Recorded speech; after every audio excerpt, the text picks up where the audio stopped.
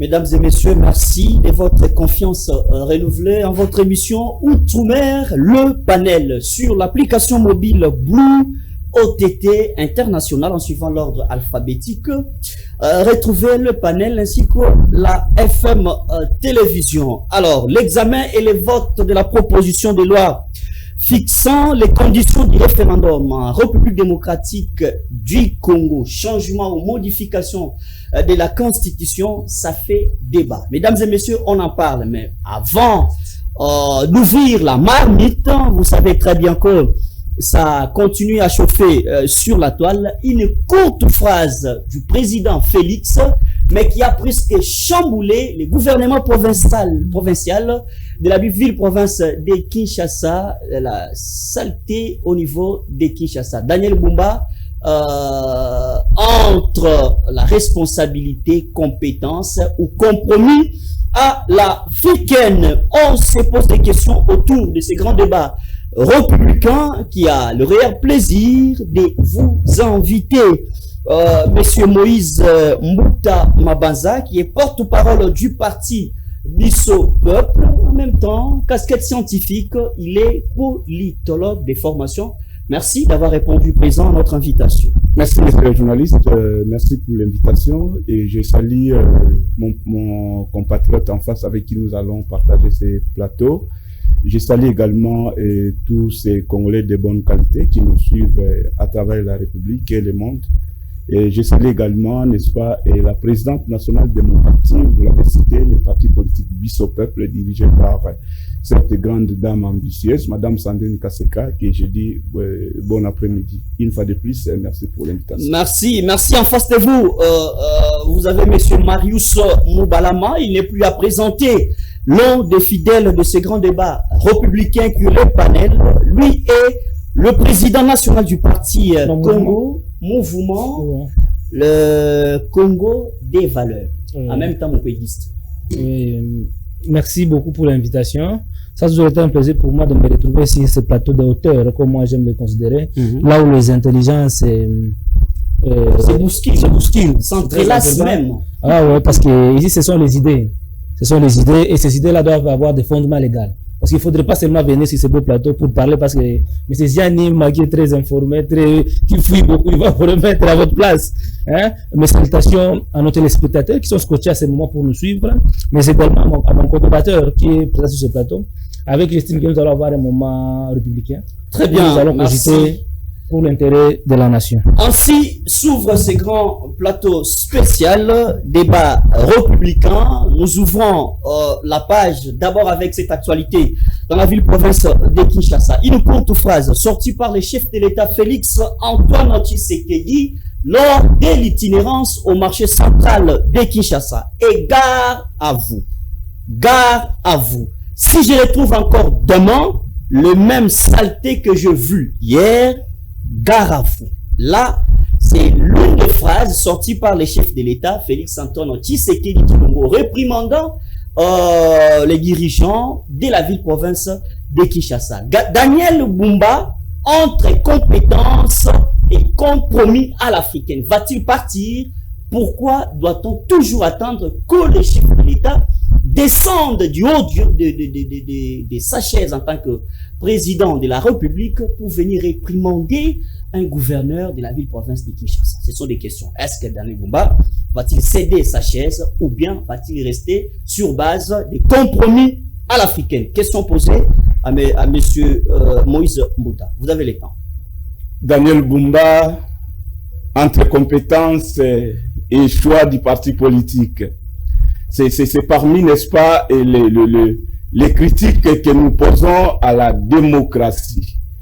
Et Socrate dit, par les faiblesses, que je le disais, quelqu'un qui a beaucoup milité au sein d'un parti politique, qu'il ait des compétences par rapport au profil ou par rapport au poste qu'on veut le poser ou pas, c'est ça la grande difficulté. Je l'avais dit, pendant la période de la campagne électorale, où Daniel Bumba présente son projet, n'est-ce pas, de la gestion de la ville-province de Kinshasa. Lorsque j'avais suivi sa vision, je me suis dit sur un plateau de télé, Daniel Bumba n'est pas cet oiseau-là rare que les Kinois cherchent, n'est-ce pas, pour venir renverser la vapeur. Mais beaucoup n'étaient pas d'accord avec moi. Et schéma faisant, nous avons vu que aujourd'hui, Daniel Bumba éprouve d'énormes difficultés pour gérer la ville-province de Kinshasa. Mais au-delà de ça, nous devons noter une chose, messieurs les journalistes. Kinshasa revêt des aspects. C'est une ville-province. En tant que ville-province, Kinshasa, c'est la capitale nationale de notre pays, et aussi cet aspect-là de la province. Ce qui veut dire, par rapport à la loi sur la décentralisation, il y a des compétences, n'est-ce pas, qui reviennent au niveau du gouvernement central et le gouvernement provincial. Et là aussi, il y a une grande difficulté parce que nous parlons de la décentralisation qui fait d'ailleurs débat, et vous l'avez annoncé le deuxième sujet. C'est parmi les difficultés qui présente la constitution actuelle. On nous parle de la décentralisation, mais là aussi il y a un souci. On a transféré, n'est-ce pas, une décentralisation administrative, mais on a transféré les compétences, mais les moyens ne s'en suivent pas. Il y a une grande difficulté par rapport à la gestion de cette ville. De l'autre côté, je l'ai dit tantôt que il y a le gouvernement central qui a un œil sur ce qui se fait ici à Kinshasa, et Bumba se retrouve dans une situation confuse, il ne sait pas quoi faire. Et là aussi, à son niveau, il y a des soucis. Parce qu'on se le dise, Bumba est celui-là, c'est un Kinois qui faisait rire, n'est-ce pas, et la toile, que c'est le tout premier gouverneur qui a fait fâcher, depuis l'indépendance de notre pays, qui a fait fâcher un chef de l'État en public. Pourquoi? Parce que lorsque le chef fait le tour de la ville-province de Kinshasa, surtout dans des grandes affaires, il trouve que Kinshasa, et comme Kolumba solo, il y a un souci majeur par rapport, n'est-ce pas, à l'assainissement de la ville. Mais y a-t-il vraiment, si les moyens sont là, est-ce qu'il y a des politiques publiques bien réfléchies, n'est-ce pas, pour assainir la ville de province de Kinshasa? J'ai dit non. Pourquoi je dis ça? Mais allez d'abord voir devant, n'est-ce pas, l'institution provinciale de la ville-province de Kinshasa. Il y a ce que les Kinois appellent l'Akibumba. Est-ce que pouvons-nous vraiment comprendre cette histoire où devant son bureau, il y a tout un lac et il entre matin pour, n'est-ce pas, venir au travail, il sort le soir pour rentrer à la maison et c'est lac et eaux qui persisté jusqu'à ce jour. Il n'y a pas, n'est-ce pas, un système bien organisé pour assainir la ville-province de Kinshasa. Les déchets que nous voyons ici, sous d'autres cieux, c'est une source, n'est-ce pas, de matière qu'on peut utiliser, n'est-ce pas, et ce que nous disons en chimie, le recyclage. On peut recycler certaines matières, n'est-ce pas, pour avoir les énergies renouvelables, et on peut en fabriquer les matériaux de construction, mais fort malheureusement, il n'y a pas un système organisé par rapport à ça. Est-ce que manque-t-il une main d'œuvre à Kinshasa? Je dis non.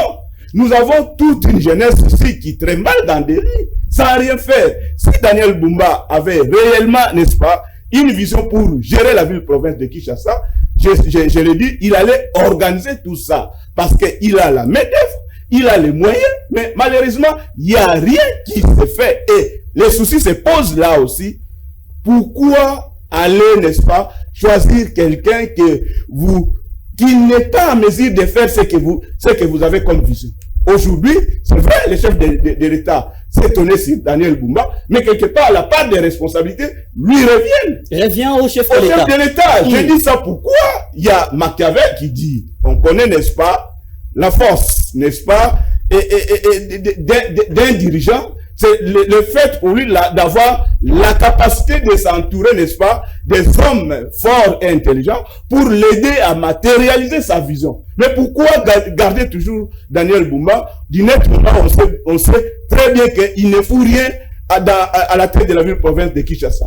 Les juristes vont me dire, celui-là ne maîtrise pas, n'est-ce pas, les principes administratifs du parallélisme des compétences. Oui, c'est vrai. Daniel Bumba n'a pas été nommé directement par le chef de l'État, il a été voté. Mais avant qu'ils soient votés. Et d'ailleurs, je ne parle pas de vote parce que nos députés provinciaux ou nationaux, je peux étendre la réflexion, ne font qu'entériner les choix des chefs de parti. Ils ont amené Daniel Bumba comme candidat de l'IDPS. Très bien. Et l'ordre a été donné aux députés pour enterner les choix de Daniel Bumba. Mais nous constatons qu'après 2 ans ou 3 ans de gestion, il n'y a rien qui chasse ça et Zongi Sima. Très bien. Et c'est un gouverneur qui fait de Daniel Bumba le meilleur, de Ngobila, un meilleur gouverneur. Or, sur le plan des principes et des droits, on ne peut plus se rappeler de Ngobila. Merci. Donc, l'incompétence notoire de Daniel Bumba fait aujourd'hui que les gens puissent penser à Ngobila, qu'on ne peut plus penser. Merci beaucoup. Moi, je vais emprunter les concepts que vous avez utilisés lors de votre argumentaire, qui va susciter la question à Monsieur Marius Mobalama. Votre collébateur a soulevé la question épineuse quand il parle de la décentralisation, où vous avez un gouverneur, oui, il a des compétences, mais en matière de moyens, il y a des limites. Il est face à certaines limites auxquelles la décentralisation n'a pas été taillée sur mesure pour permettre à un gouverneur de la province de Kinshasa, par exemple comme la capitale, d'avoir la même mise sur la gestion générale de la ville-province. Il doit toujours dépendre à un moment donné. Et on sait qu'il y a eu d'autres financements de la part du gouvernement central. Est-ce qu'il y a un problème de compétences, problème de la décentralisation, ou il y a quoi comme souci? Vous avez le temps. Oui, permettez-moi d'abord dans mes temps de faire une alerte générale par rapport à une démarche que nous avons vue sur les réseaux sociaux menée par les députés provinciaux du site Kivu. Au moment où le site Kivu, la ville de Bukavu et certains territoires du site Kivu sont sous les jougs du Rwanda, menacés notre pays, menacés par la disparition à travers la balkanisation parce que notre pays est convoité par le Rwanda. Notre pays est assiégé, la population est dans une souffrance atroce. C'est chaque jour qu'il y a des morts dans la ville de Bukavu. C'est chaque jour qu'il y a des assassinats ciblés. La population est asphyxiée par des taxes exorbitantes qui ne laissent pas cette population à bien respirer. Vous savez que déjà le salaire de banque ne fonctionne pas dans la ville de Bukavu. Ça veut dire que le salaire de fonctionnaires de l'État n'arrive plus. Et tout citoyen, chacun, tout celui qui veut s'organiser d'une autre manière dans le secteur informel, ils sont habités de taxes. Le M23 est en train d'imposer, même aux ménages, de payer des taxes à la de 2 000 à 5 000 francs congolais chaque jour, et c'est compliqué. Mais nous voyons les députés provinciaux du site Kivu aller auprès du deuxième vice-président de l'ensemble du Sénat, M. Norbert Kanditima, pour exprimer leur volonté de se rallier à ce combat de l'Union sacrée, qui est le combat du changement de la Constitution. Or, les députés provinciaux n'ont pas un rôle à jouer quant à cette question-là. Cette question qui relève des compétences de l'Assemblée nationale, ils devraient rester observateurs. Les députés provinciaux, en ce moment ici, ils ont le rôle d'être beaucoup plus à côté de cette population-là qui souffre. Ils ont pour rôle de mener un lobbying pour que la voix de cette population meurtrie, oubliée, soit entendue dans les institutions au niveau de Kinshasa. Mais elles trouvent le moyen de se rallier à ce combat-là qui n'a rien à voir avec l'intérêt d'abord premier de la population. Aujourd'hui, cette population de Bukavu est en train de faire face à la maladie, à cette pandémie d'Ebola. C'était le moment pour que ces députés-là puissent lancer le message. Leur présence à Kinshasa, parce que les députés provinciaux de Bukavu qui sont ça, ce sont des déplacés. Ils ont fui. Pourquoi ils ont fui? Parce que leur mandat, leur mission est mise à mal. Ils ne sont plus reconnus par ceux qui ont pris la province. Alors, ils ne parlent plus de la province, ils préfèrent maintenant parler pour soigner leur image auprès du pouvoir, pour essayer de donner la vie politique encore. C'est normal, ils sont majoritaires. Non, aujourd'hui, c'est d'abord la sécurité, la paix, le bien-être de la population. Leur mission, qu'ils les sont reconnus par la Constitution, c'est contrôler l'exécutif provincial, voter des édits provinciaux, représenter la population, contrôler le budget provincial. Mais aller dans une dynamique qui ne les concerne pas directement, c'est une façon de dévier l'orientation que le peuple les a donnée, que le mandat constitutionnel leur avait donné. Très bien. Ce n'est pas le moment où les députés provinciaux, surtout ceux de Bukavu, doivent se rallier à une lutte qui ne les concerne pas directement. Le peuple attend la paix. Le peuple attend qu'eux puissent être leur porte-étendard, les gens qui portent leur voix. C'était le moment où on devrait manifester auprès de la population congolaise, de la population de l'Ouest, la souffrance que la population de l'Est sont en train de vivre. Et préfèrent aller chez Kanditima pour aller exprimer leur désir de rallier le combat du changement de la Constitution. Ce n'est pas le moment. Je me rends compte que tous ces mondes-là, ce sont des personnes à qui le peuple ne doit plus faire confiance. Très bien. Prenez la question. Merci beaucoup. Le message est passé. Pour revenir à cette question, je me rallie parfaitement à l'analyse faite par mon prédécesseur. Que la décentralisation aussi pose problème. C'est ça. Notre loi, notre constitution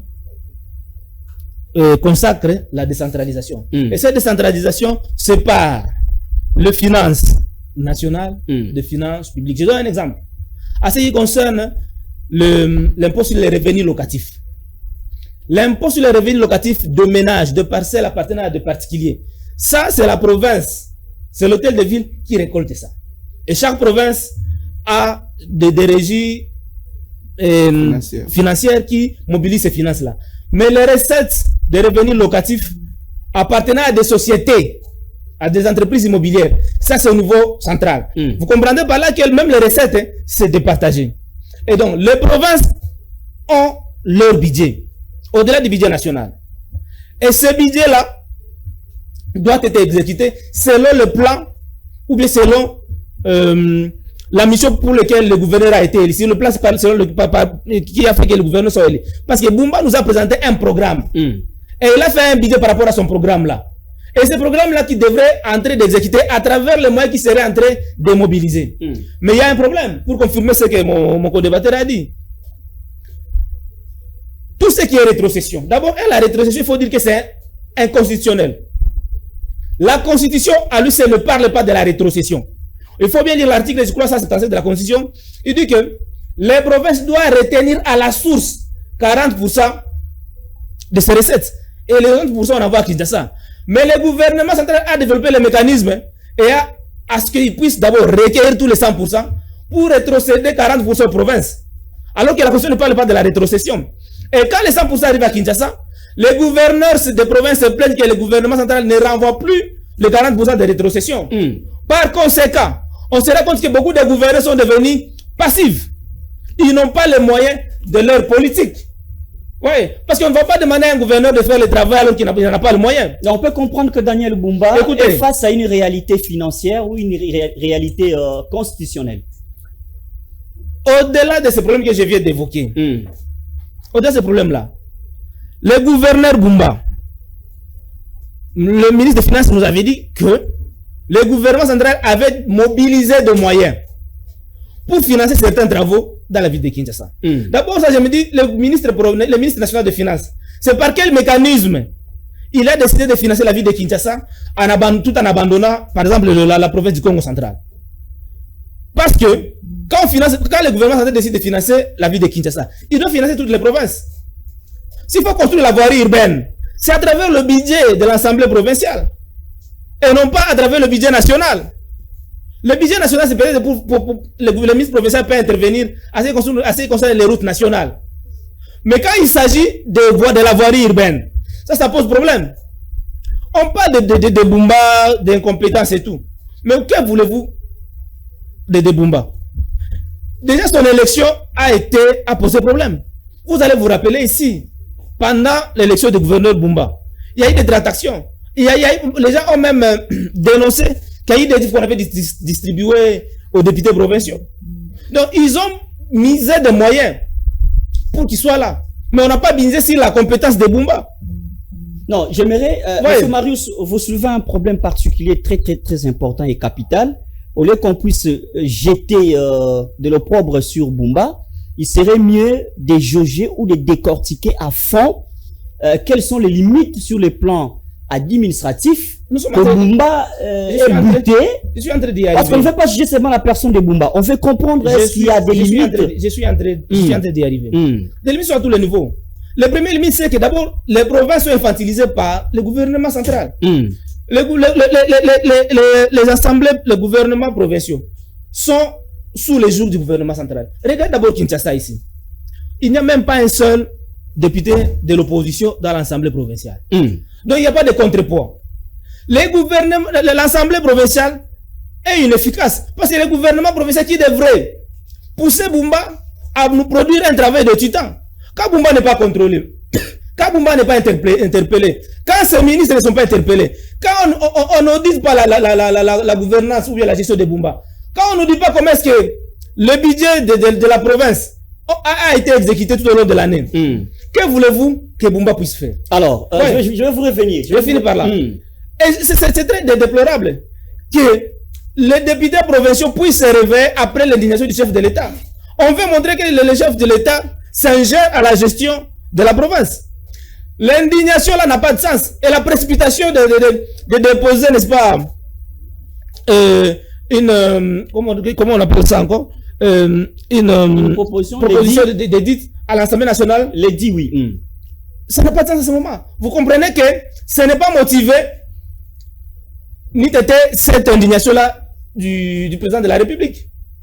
Le président de la République ne peut pas s'ingérer, ou bien ce n'est pas à lui de pousser les députés provinciaux à faire leur travail, parce que déjà leur travail est consacré par la Constitution. On va calculer quelque chose. Est-ce que à la taille du, parce que c'est votre point de chute, est-ce qu'à la taille du président de la République a-t-il ces pouvoirs-là de dire à un gouverneur de la capitale, la ville-province de Kinshasa, que si vous ne les faites pas, gare à vous. Si vous ne les faites pas comme vous manquez les pouvoirs, ça veut dire que la réponse, la phrase qui suit serait « je vais changer ». Est-ce que d'abord sur le plan constitutionnel, le chef de l'État a-t-il raison? La constitution du pays donne, n'est-ce pas, au président de la République cette qualité-là de garant, de bon fonctionnement des institutions du pays. C'est lui le maître, c'est lui qui a, n'est-ce pas, les bâtons. Il contrôle tout. Un gouverneur, c'est un président de la République en miniature dans sa province. Donc, ils ont, n'est-ce pas, un lien direct avec le président de la République. C'est pourquoi, si je me rappelle, dès l'arrivée de M. Félix Tshisekedi au pouvoir, il avait dit une chose qui m'avait, n'est-ce pas, égayé. Il dit, je vais vous évaluer après 6 mois. Mais fort malheureusement, cette histoire-là n'a pas suivi, n'a pas été exécutée. Il a totalement raison. Et d'ailleurs, je reviens toujours à lui, c'est par rapport à ce qu'il a comme responsabilité.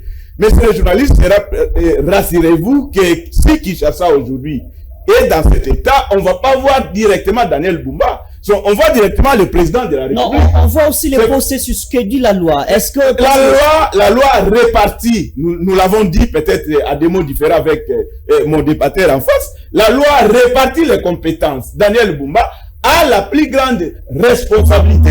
Je prends les cas, n'est-ce pas, de l'assainissement.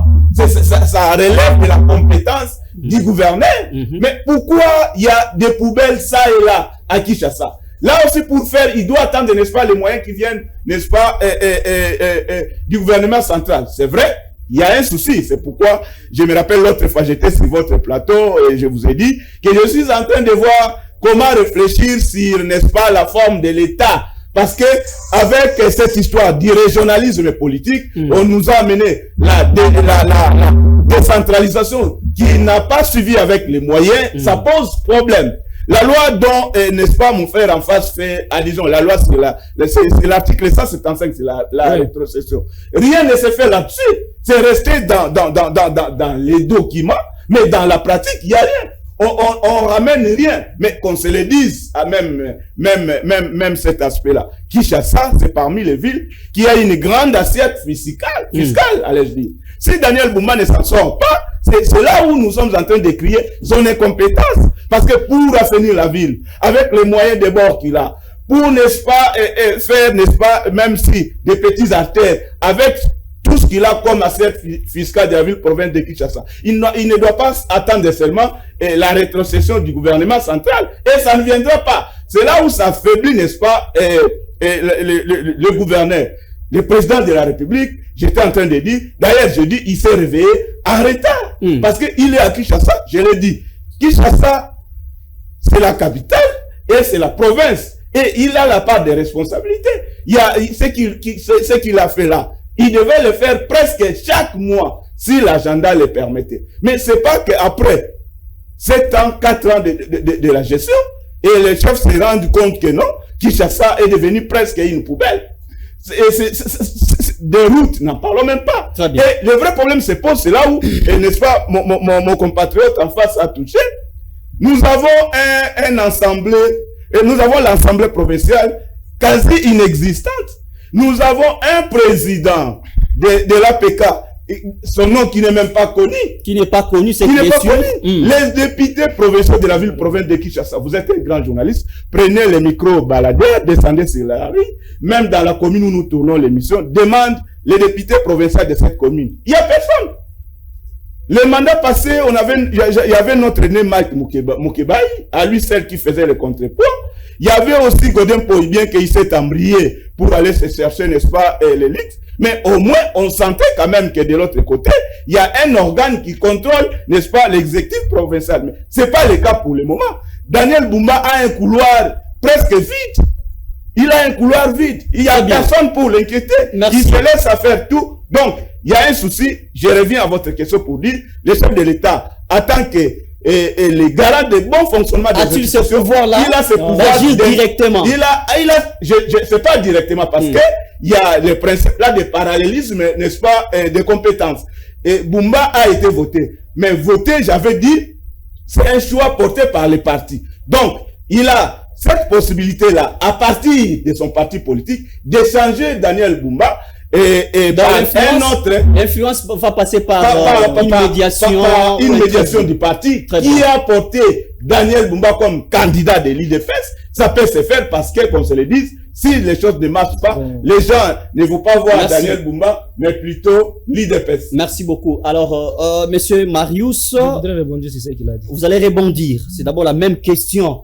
Est-ce que la parole sortie par les chefs de l'État est dans les textes, dans la loi, ou soit il y a une brèche, comme a dit votre co-débatteur, il y a possibilité d'influencer pour que Daniel Bumba soit écarté en respectant la loi? Quand vous parlez de l'influence, ça part de l'ingérence du gouvernement central dans la gestion des gouvernements provinciaux. Et ça, ce n'est pas autorisé par la Constitution. Le chef de l'État n'a pas le pouvoir de révoquer un gouverneur. Les gouverneurs de province répondent auprès des assemblées provinciales. Or, ces assemblées provinciales, particulièrement celles de Kinshasa, sont caporalisées par le tenant du pouvoir. Je l'ai dit tantôt ici, qu'à l'assemblée provinciale de Kinshasa, il n'y a pas de contrepoids. Il n'y a pas de contrepoids. Et mon co-débatteur a dit que Bumba a un boulevard ouvert devant lui. Il n'y a personne pour l'interpeller. Il n'y a pas de contrôle à l'Assemblée provinciale de Kinshasa. C'est l'Assemblée provinciale qui a le pouvoir d'inviter Bumba, de lancer des motions contre le gouvernement de Bumba, de mener des contrôles par rapport à ce que Bumba fait. Et par surcroît, si Bumba est inefficace, on peut lancer des motions de défiance contre lui et son gouvernement provincial. Et non pas le chef de l'État. Je l'ai dit, le chef de l'État, en tant que citoyen, en tant que Kinois, il a le plein droit de s'indigner. Comme vous pouvez vous indigner, comme moi je peux m'indigner. C'est de la même façon que le chef de l'État s'indigne parce qu'il est Kinois, il habite à Kinshasa. Il y a une mise en garde. S'il vous plaît, j'étais en train de dire. S'il vous plaît, je vous complète. Non, ça c'est mon temps qui vous allez prendre. C'est mon temps qui vous allez prendre. Daniel Bumba est membre de l'IDPS. Le président de la République est, n'est-ce pas, l'autorité morale de ces partis politiques. Non, s'il vous plaît. Sur le plan légal. Vous allez répondre. Quand bien même Bumba est le choix de l'IDPS, mais il ne revient pas à l'IDPS de le relever de là où il est. C'est l'Assemblée provinciale. Ce que vous dites là, ça se passe dans les coulisses. Mais de façon légale, de façon officielle, c'est un député provincial qui doit mener une démarche, de lancer une motion de défiance contre Bumba. Voyez, s'il y a des trucs qui vont se passer dans les coulisses, chez eux là-bas, ça ne concerne pas le peuple, ça ne concerne pas une démarche légale. Nous en tenons à l'Assemblée provinciale. Ce sont ces députés-là que nous avions voté pour qu'ils parlent à notre nom, pour qu'ils contrôlent Bumba. Ce n'est pas l'IDPS. Voyez, déjà le choix de Bumba, c'est le choix de l'IDPS. Et nous connaissons quelle est la faiblesse de l'IDPS quand il s'agit de casting. Voyez. C'est un échec total. Et partout là où il y a quelqu'un de l'IDPS dans la gestion du pays, vous voyez qu'il y a toujours des problèmes qui se posent. Alors c'est comme si l'IDPS n'a pas été préparé pour la bonne gestion de la chose publique. Alors, et là c'est déplorables. On peut dire que, parce que votre co-débatteur, en entendre parler dès le début, quand il a pris la parole pour la deuxième fois, Non, pour la première fois, il a soulevé les incertitudes que présente la Constitution actuelle. Voilà pourquoi il y a nécessité, si je peux le dire ainsi, qu'elle soit changée ou modifiée. Déjà, la question de décentralisation devient le souci majeur quant à la liquidation, quant à la relation financière entre les compétences provinciales et les compétences nationales. Monsieur Janim, vous êtes d'accord avec moi que la loi sur la décentralisation, ou bien la décentralisation en soi, n'est pas appliquée dans son intégralité? Vous savez, vous êtes d'accord avec moi? Prenons le cas des communes. Ouais. Nous avions voté les conseillers communaux. C'est juste un exemple. Mais les bourgmestres qui devraient être nommés par nos conseillers communaux, ils sont là, nommés par le chef de l'État. Est-ce que ces bourgmestres-là vont-ils se sentir redevables vis-à-vis d'un conseil communal qui ne les a pas votés? Est-ce que les conseils communaux auront le pouvoir de contrôler un bourgmestre qui a été nommé, qui n'a pas été élu par eux? C'est cela le problème. La loi sur la décentralisation ne pose pas problème, mais c'est son application dans son intégralité qui pose problème. Alors nous devons aller jusqu'à appliquer cette loi-là dans son intégralité. Vous savez, même dans les récoltes, dans la mobilisation des recettes, il y a des recettes qui sont réservées uniquement aux communes. Parce qu'il y a des travaux que la commune doit exécuter. Les bourgmestres, quand ils sont là, ils ont des programmes. Il y a certains avenirs de différentes communes qui ne sont pas l'épanage du gouvernement provincial. Et ce sont les bourgmestres qui doivent s'impliquer pour la construction de ces routes. Les différents pots qu'on peut retrouver ici et là dans les communes. Mais ils doivent avoir les moyens. Mais tout cela ne pas respecté. Parce qu'ils nous gouvernent, parce qu'ils nous dirigent. Donc le problème n'est pas au niveau des lois. Le problème c'est au niveau des hommes qui doivent respecter, qui doivent appliquer ces textes-là dans son intégralité. Ouais, c'est là qu'il y a le souci, là qu'il y a le problème. Je donne un exemple. Ce qui est aberrant et ce qui choque. Quand vous suivez de Godin Poy, dire que on doit conformer notre constitution par rapport aux accords signés de Washington. Parce que l'article 12, n'est-ce pas? L'article 12 de ces accords-là n'est pas compatible par rapport à l'organisation de nos finances à l'interne. Parce que s'il y a des investisseurs qui pourront venir, feront face aux recettes de la province et aux recettes du gouvernement central. Mais même aux États-Unis, les États fédéraux, ils ont leurs lois qui organisent les recettes des États fédéraux. Et il y a la loi qui organise les finances au niveau national aux États-Unis. Pourquoi on veut nous imposer ce qui se passe ailleurs alors que nous avons notre façon de voir? Et quand vous regardez bien, cette logique-là de Godin Poy, ce n'est pas pour améliorer le bien-être de la population ou bien pour protéger les investisseurs qui viendront. Mais ils veulent toucher la matière qui est intangible. Pas cette question-là, liée à la compétence du gouvernement central et le gouvernement provincial. C'est parmi les matières qui sont intangibles et scellées à l'article 220. Or, si on arrive à toucher seulement un seul point, on risque de toucher sur toutes les matières. Très bien. Ouais. Et donc, nos textes, nos lois ne posent aucun problème. Très bien. Le problème demeure celui des hommes qui sont appelés à respecter scrupuleusement. Un autre exemple simple. La Caisse nationale de péréquation, l'article 181, dit que l'État congolais doit rétrocéder ou bien doit donner 10% des recettes à caractère national, 10% des recettes nationales à cette Caisse nationale de péréquation. C'est pour que cette caisse-là puisse mener des travaux qui vont aller dans le sens de créer l'équilibre entre les provinces riches et les provinces moins nanties. Voyez? Or, cette caisse-là est quasi inexistante. Ça ne fonctionne pas.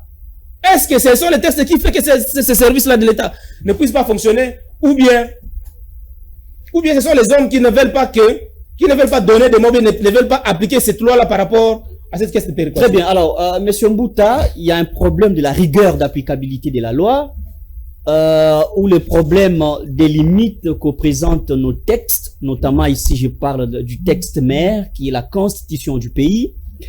Qu'est-ce que vous pensez? Est-ce que c'est la rigueur qui manque pour appliquer la loi, qui ne représente pas des contraintes, ou bien il y a des soucis majeurs au niveau de la Constitution, qu'elle présente aujourd'hui des incertitudes, d'où il y a nécessité de la toucher?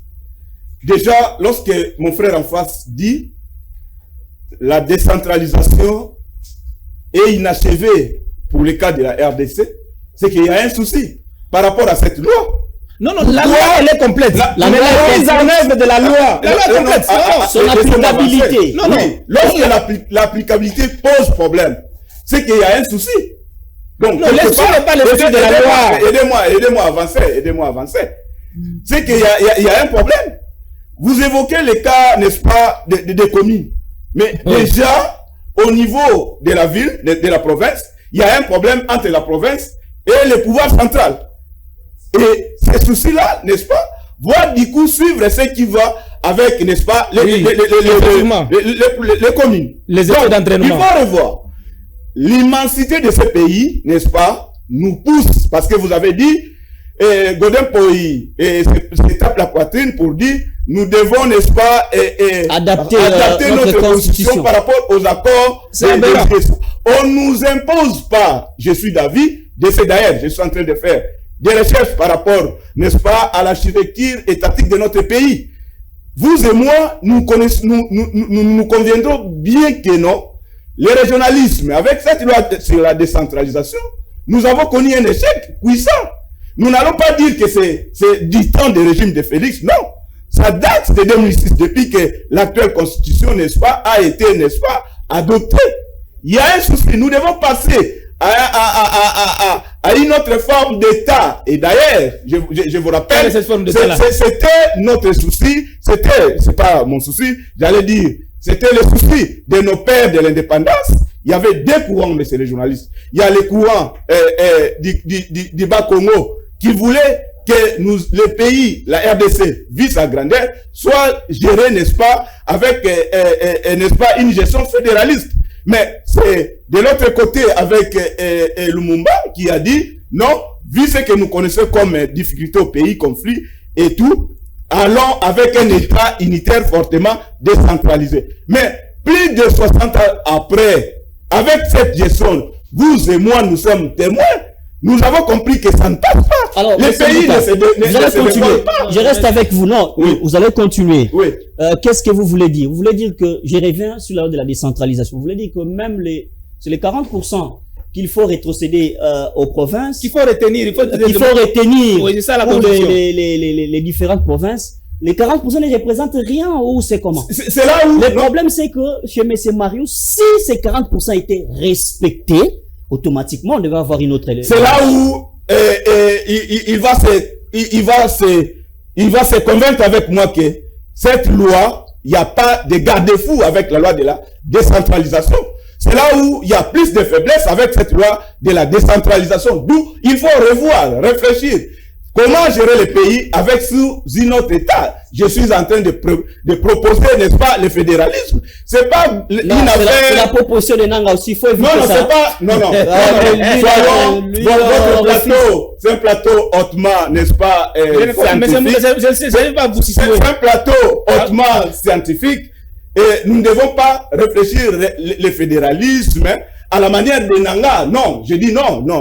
N'osons même pas. Le fédéralisme, c'est une mode de gestion qui est appliquée dans des pays à des grandes dimensions et où ils ont gain de cause. Il a cité le cas des États-Unis. Et moi, j'ajoute, n'est-ce pas, ici en Afrique, nous avons le Nigeria qui peut se comparer l'économie nigériane parce qu'ils ont compris qu'il faut, n'est-ce pas, éviter cette histoire de centraliser les pouvoirs. Il faut rapprocher, n'est-ce pas, la gestion. C'est ça la décentralisation, monsieur. Non. C'est ça la décentralisation. Écoutez, les problèmes se situent au niveau des hommes qui ne veulent pas respecter la loi, la constitution.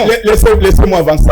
Je ne parle pas de la décentralisation dont vous faites allusion a montré ses limites. Moi, je parle de limites. Mais je vous dis, mais vous avez dit tout à l'heure. Les limites des hommes ne l'appliquez pas sur la loi. Ce sont les hommes qui sont limités, monsieur. Les hommes ne sont pas limités. La loi est évolutive. De même, la société, actuellement, je vous dis, tout ce que nous avons comme expérience. Nous abordons le deuxième dossier. Avec ce que nous avons comme expérience, il y a un souci. Nous devons revoir, n'est-ce pas, et changer la vision de la gestion de ce pays. Je ne parle pas du fédéralisme de la manière de Nanga, mais je parle du fédéralisme en tant que, n'est-ce pas, courant politique de gestion des États. Merci. Les intellectuels doivent réfléchir et proposer, n'est-ce pas, au regard de ce que nous craignons comme difficulté, proposer des bonnes en suivant son analyse, il comprend qu'il est partisan du changement de la Constitution. Mais c'est de là qu'on veut même chuter. Ouais. On va terminer par là. Il est partisan du changement de la Constitution. Quand il dit qu'il veut proposer une autre forme de l'État, ça veut dire que lui, il est d'accord qu'on puisse faire sauter les verrous qu'il y a à l'article 220. Ça fait combien de temps nous gardons ce verrou et quel est s'il vous plaît, n'est-ce pas, développemental du pays? Mon frère, s'il vous plaît. Mon frère ami, la Constitution n'est pas un grand sujet. Il doit quand même chuter. Corrigez quand même cette erreur. Il ne faut pas me dire sur le plateau. Argumenter. Oui. En fait, les limites des hommes, il ne faut pas les transposer sur les textes. Ouais. Nos textes sont bons. Le fédéralisme dont il est en train d'évoquer ici, il faut pas oublier, parce que nous connaissons tous l'histoire de ces pays. Tous ceux qui ont combattu, tous ceux-là qui ont mené le combat de fédéralisme dans ce pays, ils avaient des agendas cachés, ils avaient des velléités sécessionnistes. C'est que nous sommes en train de combattre aujourd'hui. Et si Lumumba a été soutenu par toute la population congolaise, c'est parce que lui prenait l'unitarisme fortement décentralisé. Très bien. C'est grâce à ces formes de l'État-là que le Congo est aujourd'hui ce qu'il est et continue à garder ses limites depuis 1960. Ouais. Parce que si aujourd'hui nous allons dans ce système-là fédéralisme, ceux qui sont portés de velléités sécessionnistes, ça demeure toujours. Je ne pense pas. Dans les esprits de beaucoup de Congolais, ça demeure toujours. Il faut réfléchir, il faut réfléchir scientifique. Rappelez-vous de quand on est dans le Grand Kassai. S'il vous plaît, mon frère, votre comportement n'est pas un comportement de scientifique. Parce qu'un scientifique, il prend le temps d'écouter les arguments de l'autre. Vous avez oublié que vous l'avez aussi relancé il y a des là. Non, rappelez-vous, monsieur, la sécession kassaïenne. Avec M. Rappelez-vous la sécession katangaise avec Moïse Tshombe. Ouais, tout ça, ça bouscule notre pays. Et nous avons le pouvoir, nous avons le devoir de continuer toujours à garder l'unité nationale. C'est aussi, vous faites un point de chute, c'est aussi ça, notre oubli au niveau national. On n'arrive pas à comprendre exactement l'esprit de la Constitution. Comment est-ce que cet esprit a été implanté? Quand vous parlez de sécession, ainsi de suite, qui a amené aujourd'hui qu'on puisse avoir un État unitaire, mais on se pose des questions. Est-ce que l'État unitaire présente-t-il aujourd'hui, vu le contexte, la grandeur du pays, présente-t-il aujourd'hui la réponse, si vous voulez, des insuffisances? La réponse à cette grandeur-là, on va finir par là. La réponse à cette grandeur-là, c'est cette décentralisation, cette forte décentralisation qu'on a mise en place. Ouais, ça faisait en sorte que le dirigeant soit proche de les administrer. Malheureusement, les hommes qui sont censés appliquer les lois dans leur intégralité, ils ne respectent pas les lois. Merci. Alors, cette erreur de la loi ne transpose pas. La conclusion. Je conclue. Monsieur Mbouta, dire que vous proposez, n'est-ce pas, le fédéralisme, c'est que vous voulez changer la forme de l'État. Tout à fait. Et cette forme de l'État-là, ça ne passe pas parce que nous sommes en train de combattre tous. Non. L'ordre national. Et ce débat-là, c'est le moment où le pays est dans la guerre, on peut même penser, on peut réfléchir. Mais nous pouvons d'abord mettre en avant l'intérêt national. Merci à vous. Ça vaut son pesant d'or. Merci. Moi, je pense que il faut creuser les débats. Tout à fait. Il faut creuser la matière. Et même le peuple, voilà pourquoi le peuple est manipulé, simplement parce que le peuple ne maîtrise pas les contenus même de l'appareil étatique que nous avons. Les fonctionnements, son mode opératoire. On n'arrive pas à comprendre ça. Et même les politiques à leur niveau, peu importe leur casquette, n'arrivent pas à expliquer clairement c'est quoi la forme que nous avons exactement de l'État. On va se voir fortement décentralisé. Mais dans les vécus, c'est pas ça. Les éléments. C'est ça l'erreur de Mobutistes qui nous ont dirigés hier. On a fini. Le problème, c'est à ce niveau-là. On a fini l'émission, mesdames et messieurs. On se retrouve prochainement. Nous gardons le même esprit du panel. Le plus important, c'est de décortiquer la matière au-delà de toute forme polémique, politique. Vous et moi, on se retrouve très prochainement. Daniel Lumumba a commencé à nettoyer déjà certaines avenues, on ne sait pas. Bon, c'est pas quand même propre, hein. C'est pas quand même propre la gestion d'une capitale d'un pays comme la RDC. On se retrouve très prochainement.